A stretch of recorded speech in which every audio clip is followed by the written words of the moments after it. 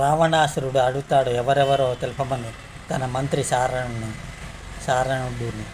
సైన్యమునకు అగ్రభాగమున నున్నవాడు నీలుడు, ముఖ్య నాయకులలోనొకండు, గర్జనతో లంకను గడగడలాడించగల ధీరుండు.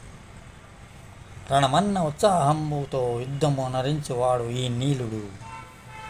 మేడిమి బంగారు వన్న కలవాడు అతండు అంగదుడు. కిష్కిందకు యువరాజు మహాయోధుండు వాలిపుత్రుండు. సుగ్రీవునకు ప్రీతి పాత్రుండు కుడి భుజము వాడు.